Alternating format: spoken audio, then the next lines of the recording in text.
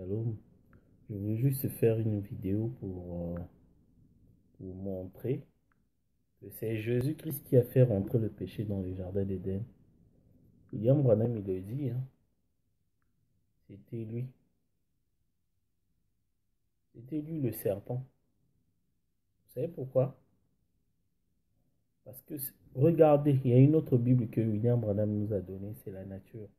C'est-à-dire que si le serpent te mord, c'est le même serpent. C'est le venin du même serpent qui va enlever la toxine. William Branham, il dit que sa grand-mère, retenez le dicton de sa grand-mère, de sa maman, il dit, le poil du chien calme la morsure. Donc la morsure vient du chien et le poil aussi vient du chien.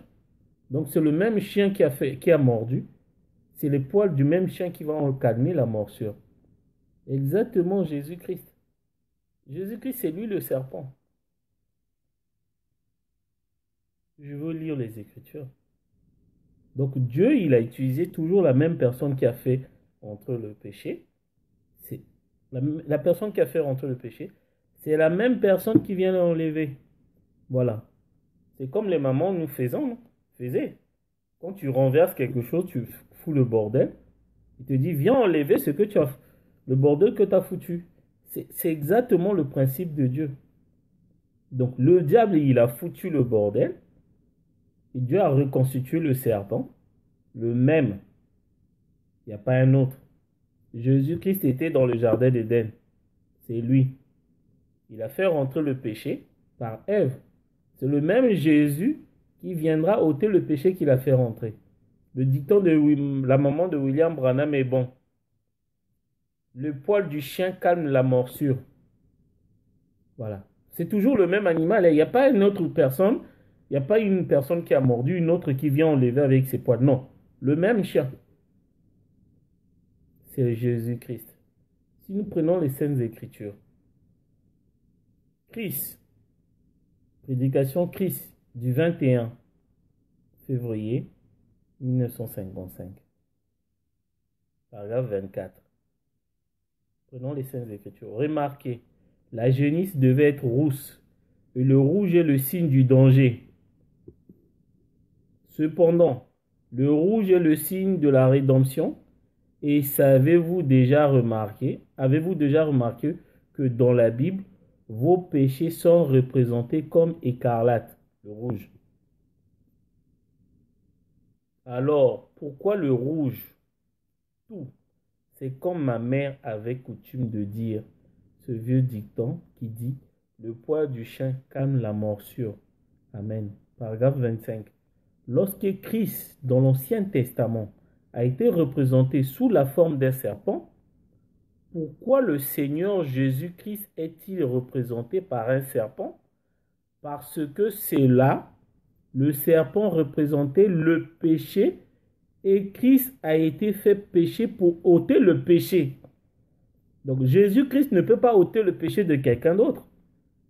C'est lui le Christ là, c'est lui s'il vient pour ôter le péché, donc c'est lui qui a fait rentrer le péché. C'est Jésus-Christ. William Branham est clair, hein? Christ a été fait péché pour ôter le péché. Voyez-vous cela? Il a été fait péché pour ôter le péché. Le serpent représentait le péché déjà jugé dans le jardin d'Éden. C'était le serpent sur la perche. Il y a un serpent sur la perche qui s'appelle la croix. C'était le même serpent, l'antitype du serpent de Moïse. C'était le serpent du jardin d'Éden. C'était Jésus-Christ.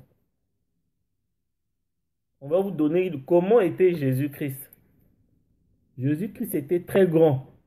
Le serpent qui fait 3 mètres là, c'est Jésus-Christ. Hein? Jésus-Christ était tellement grand. Vous savez pourquoi? Même la Bible le dit. Vous savez, William Branham, il dit dans la Bible, il y a 2 choses. Pour comprendre ce message, il faut être un aigle et un astronaute. C'est-à-dire qu'un aigle, tu as la vision. Tu vois quelque chose. Tu dis, ah, là, le verset là, la citation, le Seigneur veut dire ça. Tu crois. Mais tant que tu n'as pas les arguments, Tu ne peux pas prononcer. Sinon, les vautours vont te dévorer. Tu gardes ça, c'est en soi. Tu crois. Il y en a qui croyaient que Jésus-Christ était le diable, mais ils n'avaient pas les arguments pour les démontrer. Ils ont gardé ça. Tu attends que Dieu te donne les arguments pour défendre ce que tu as cru, ce que tu as vu. S'il n'y a pas d'argument, tu te tais. Tu te tais. Sinon, tu vas raconter de tout et de n'importe quoi. Vous voyez? Il y a des choses que j'ai vues dans la Bible. Aujourd'hui, je n'ose pas le dire. Parce que Dieu ne m'a pas encore donné les arguments. Il y a des choses terribles. Donc, la vie éternelle, parfois, est beaucoup plus simple. Mais tu vois comme ça, mais tu dis, mais est-ce que je suis le seul à le voir? Mais tant que Dieu ne m'a pas encore donné les arguments, pareil. Moi, l'année dernière, j'avais dit à une femme, j'avais pris l'exemple du serpent, je n'avais pas lu ça. Hein. Je dis, si le serpent t'a mordu, c'est le même serpent qui viendra, le venin du même serpent, qui viendra, l'antidote viendra du même serpent pour venir enlever le venin qu'il avait mordu. J'avais dit ça, je n'avais jamais lu cette écriture. Vous voyez? Donc, il y a les aigles, il y en a qui ont vu des trucs dans la Bible, hein, même dans le message, mais ils n'osent pas le dire parce que ils attendent que Dieu leur donne les arguments, les citations, monter un peu les puzzles pour présenter aux gens. Les gens, exemple, beaucoup ont commis l'erreur, au lieu d'attendre la révélation de Dieu, ils sont sortis. Par exemple, sur les 7 tonnerres, ils ont vu les 7 tonnerres, c'était le nom de Dieu. C'était ça. Ils ont vu William Branham et Dieu. Au lieu d'attendre que Dieu leur donne les explications, ils sont allés dire c'est BRA. C'était des faussetés. Alors que les 7 tonnerres, c'était William Marion Branham. Donc, ils ont anticipé. Il ne faut pas vraiment anticiper. Vous allez commettre l'erreur. Donc, le serpent, c'est Jésus-Christ. Jaché. Prenez l'exemple de Jaché. L'exemple de Jaché et Jésus-Christ, c'est l'homme le plus grand et l'homme le plus petit. Donc, l'homme le plus grand, c'est Dieu lui-même. Et Jaché est l'homme petit par rapport à Dieu. Mais Jaché est obligé de monter sur un arbre. Et comme ça, Dieu s'est humilié. Au lieu que Dieu puisse voir Jaché comme ça, Dieu est obligé de voir Jaché par le haut. Donc Dieu est devenu humble par rapport à nous, les hommes. Il s'est humilié. Donc l'exemple de Jaché et Jésus, c'est l'exemple de les extrémités. Donc il y a un qui était beaucoup plus grand de taille et l'autre était beaucoup plus petit de taille. Après, il y a eu tellement Dieu s'est humilié. L'humilité de Dieu a fait que l'homme devienne plus grand que Dieu. Vous voyez? Jésus-Christ, c'est lui. C'est lui le serpent. C'est lui. Tout est là. Les gens ont vu. Tout est là. C'est lui le serpent. Voilà. C'est ce que je voulais... les gens ils disent, mais William Branham, il a dit que Jésus-Christ, il mesurait, il pesait 45 kilos. Mais sauf qu'ils oublient. William Branham, il avait dit un truc. Il ne faut pas oublier. William Branham, il avait dit que j'ai prêché comme Paul. Donc, quand William Branham prêche Jésus, il prêche le Jésus ressuscité. Ce que Paul a vu sur le chemin de Damas. Parce que c'était lui le Père. C'est lui qui est sorti après la résurrection. Voilà le Jésus qui pesait 45 kilos. William Branham ne prêche pas le Jésus de Galilée. Le Jésus que William Branham prêche, c'est la colonne de feu qui est apparue après la résurrection que les apôtres n'arrivaient pas à le reconnaître. Parce que c'était une autre personne. Voilà le Christ ressuscité. La photo c'est William Branham lui-même qui est apparu le jour de la résurrection. Voilà pourquoi il n'arrivait pas à le reconnaître. La photo d'Hoffman, c'est le Christ à 33 ans. C'est-à-dire que le Christ est ressuscité. Il a bien précisé, c'est le Christ est ressuscité. La photo d'Hoffman, c'est William Branham lui-même. Parce que d'après Ésaïe, Jésus n'était pas beau de figure. Ésaïe 53. La Bible dit, il n'était pas attirant. Sauf que la photo d'Hoffman, Jésus est beau, c'est une autre personne. Ésaïe a vu Jésus, il dit, Jésus, Dieu l'a créé à tel point que même quand tu le vois comme ça, tu as envie de le rejeter. Donc il pouvait attirer personne. Ésaïe le dit, il dit Ésaïe 53. Mais la photo d'Hoffman ne correspond pas à la description que Ésaïe a vue en vision Jésus-Christ. Mais c'est qui la photo d'Hoffman? c'est le Christ ressuscité, c'est William Branham lui-même. Est-ce que les gens savent que la photo d'Hoffman, c'est William Branham lui-même? C'est pas Jésus-Christ de Galilée. Jésus-Christ de Galilée n'est pas beau comme ça. Si nous prenons les Saintes Écritures, nous prenons Ésaïe 53, vous allez voir la description de Jésus. Vous voyez? Donc, il dit, prends les Saintes Écritures, Ésaïe 51, verset 2. Il s'est élevé devant lui comme une faible plante. Il était tellement grand, mais vraiment efféminé. Il ressemblait à une femme, mais grand. Comme un rejeton qui sort d'une terre desséchée. Tout fin, comme un serpent, tu vois? On vous montre la description de Jésus. Juste de la folie. C'est pas grave.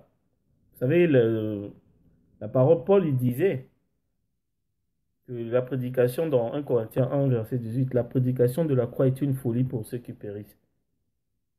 Pour nous qui sommes sauvés, est une puissance. Tu sais ça? La description de Jésus, ce que Ésaïe a vu.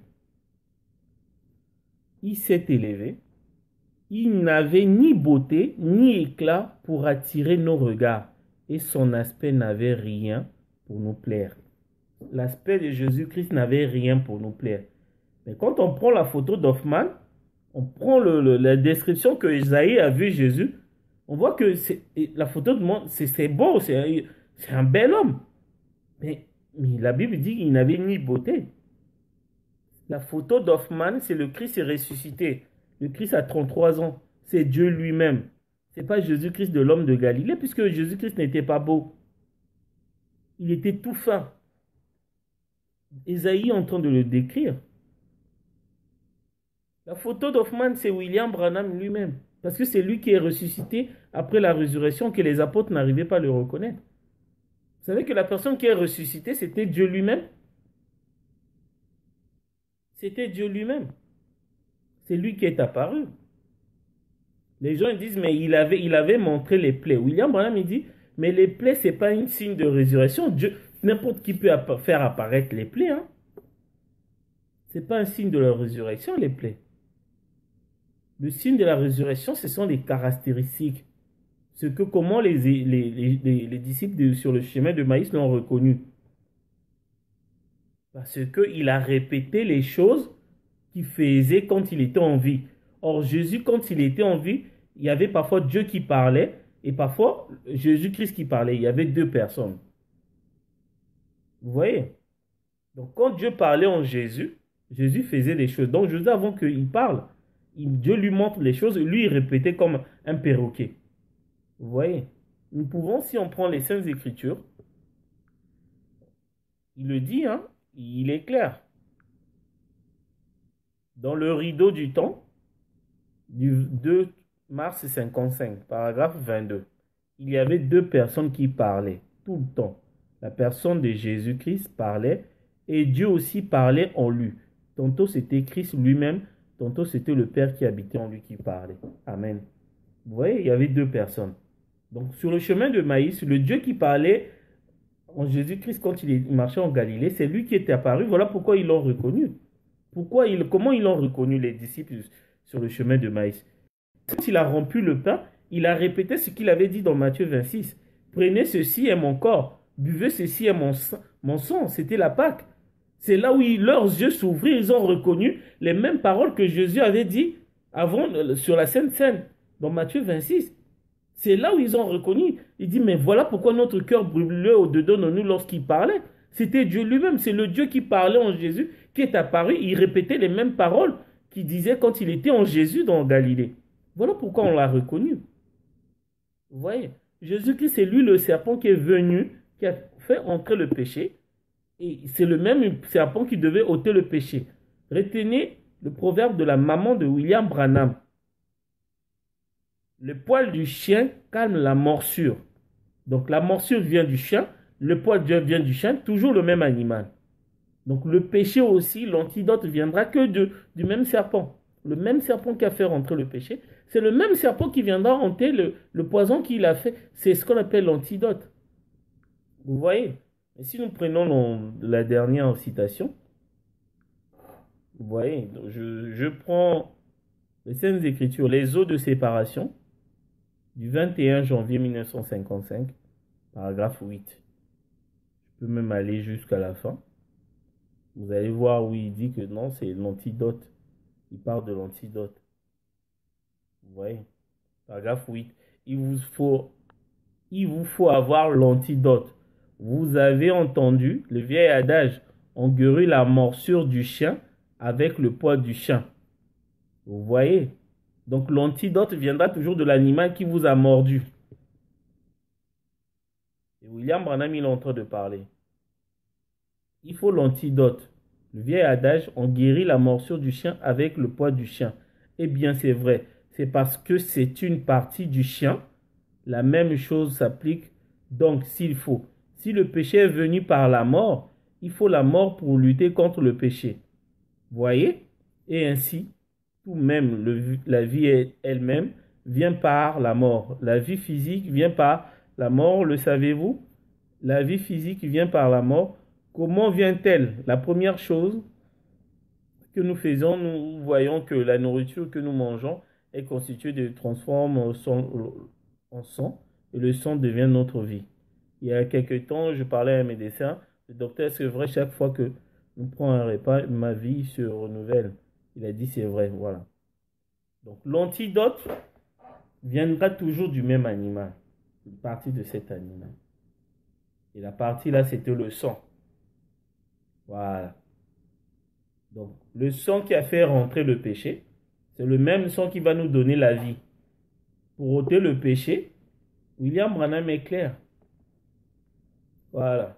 Donc, le poison est venu par le sang, la sémence, et la vie doit venir du sang du même serpent. Comprenez? Jésus-Christ, c'est lui le diable. Il est devenu péché, retourné comme il était. Et le diable, au temps de la fin, doit s'incarner en lui. L'Éden est restauré. Hein. Si le diable s'est incarné en Jésus dans le jardin d'Éden pour faire rentrer sa sémence, au temps de la fin, comme Jésus est devenu péché, d'après 2 Corinthiens 5, verset 21, le diable va encore s'incarner. Donc le couronnement du diable, c'est quand il va s'incarner dans un homme. Et le couronnement de Dieu, quand il va s'incarner dans son épouse. Voilà, parce que le trône, c'est le cœur du croyant. C'est là où Dieu viendra dans l'âme du croyant. Voilà le couronnement de Dieu. Le diable, c'est un imitateur. Hein. Ce que Dieu fait, lui aussi, il fait. Pareil. Si vous voulez comprendre la vérité, regardez juste ce que le diable fait. Sachez-le que c'est exactement ce que Dieu dit et c'est exactement ce que Dieu fait. Le diable, c'est un imitateur. Vous voyez? Voilà. Que Dieu vous bénisse. Mon frère David Kwasi, je te dis, si tu appelles ça, c'est de la folie. Je cite un Corinthiens 1, verset 18. Paul lui dit, l'évangile de la croix. La prédication de la croix est une folie pour ceux qui périssent. Ça, c'est une prédication de la croix. C'est là où il y a la vie éternelle. Et pour nous qui sommes sauvés, c'est une puissance. Quand je prononce ça, ça sont les mystères qui étaient cachés dans les 7 sceaux. C'est le 7e sceau, ça. Vous savez ça? Dieu avait caché ça. Les gens ne savaient pas même qui était le diable. Le diable était devant eux. Jésus-Christ de Galilée. C'était lui le serpent.